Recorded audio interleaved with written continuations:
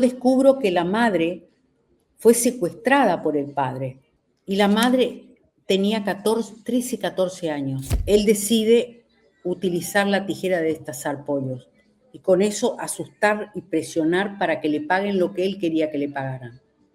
El hermano recién llegaba del exterior, porque las policías lo seguían, porque creían que él guardaba la plata de los secuestros. Él me dijo que la mamá nunca fue a verlo, porque la mamá nunca les perdonó. Cuando me encontré por primera vez con el hermano, cuando lo contacté, el hermano recién llegaba del exterior, ¿no? Donde estuvo exiliado mucho tiempo por porque las policías lo seguían, porque creían que él guardaba la plata de los secuestros.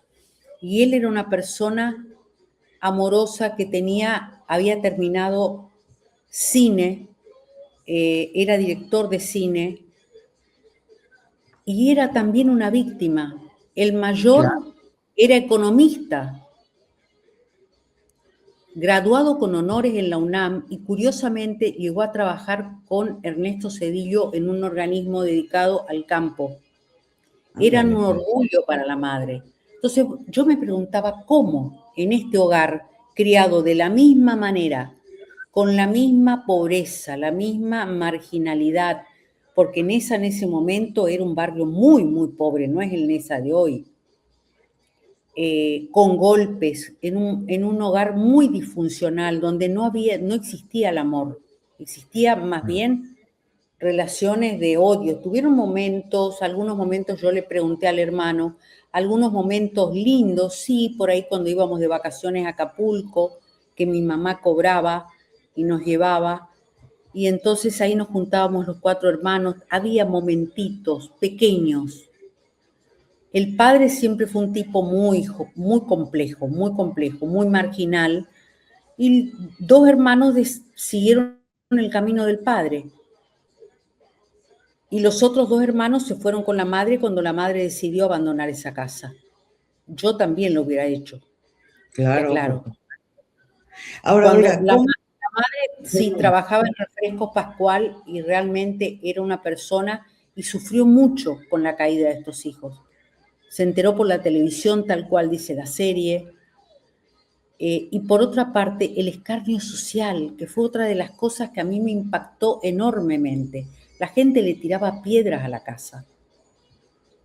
No le querían vender pañales para el hijo del hermano, para su nieto, no le querían vender a ella en la tienda de abarrotes. Entonces, todo eso muestra también una etapa de México, que a veces la sociedad se descarga no se debe descargar con la familia, debe descargarse con quien corresponde, que son las autoridades. ¿Cómo le van a tirar piedras a la madre? No, pues no. Ahora, ¿él en algún momento te habló de su mamá? Él me habló de su mamá, sí, porque yo busqué la conversación con la mamá y él me dijo que la mamá nunca fue a verlo, porque la mamá nunca les perdonó, que nunca vino a verme. Entonces yo le digo, Daniel, pero su mamá no lo abandonó, usted decidió quedarse. Yo esto ya lo tenía por el hermano, ¿no? Pero yo esperaba que ella insistiera. Ahora bien, la serie ha sido una recopilación vasta que pudiste hacer así. No, fue tremendo. Hay historias ahí, hay historias de historias, ¿no? Porque salen historias de historias. Es decir, yo descubro que la madre fue secuestrada por el padre, quien la mantuvo en una casa abandonada y la violaba día y noche. Eran hijos del desamor completo. Y la madre tenía 13, 14 años. No pudo volver a la casa y se tuvo que casar con este delincuente, que era el padre, que nunca le dio amor. Son productos de violación. ¿Cómo? Los 4 hijos son productos de violación. de violencia, sí, violación y violencia. Y además, en aquel momento, una jovencita va a volver a la casa del padre, como me decía el hermano, va a volver, mamá siempre me dijo, yo no podía volver a mi casa familiar. La madre vivía en Tepito y era de una familia humilde pero honesta. En el Tepito, aquel lejano, no el de ahora, el lejano. Y de aquel tiempo, te estoy hablando de los años 50, por ahí 60. Reconstruí toda esa época.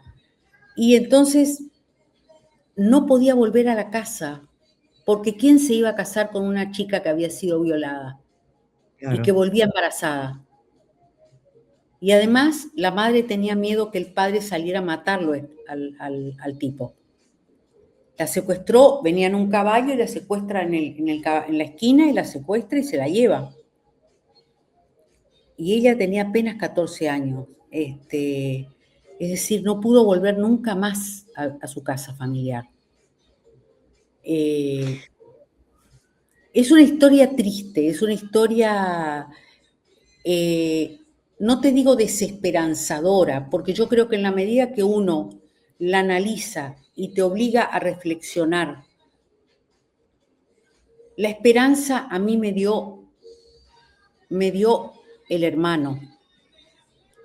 ¿Por qué? Porque el hermano, cuando en la serie Alberto, que lo personifica, también dice, el hermano se quiebra conmigo, en un momento se quiebra y le corre un mar de lágrimas, estábamos en un cafecito de Reforma, y yo lo tomé de las manos y le digo, tranquilo, voy a pedir agua, ¿querés que paremos? No sigamos, lo hacemos otro día. No, quiero seguir, me dijo Olga, es que tengo un nudo acá, es que el daño que le hicieron mis hermanos, tanto a mí como a mi otro hermano, es brutal.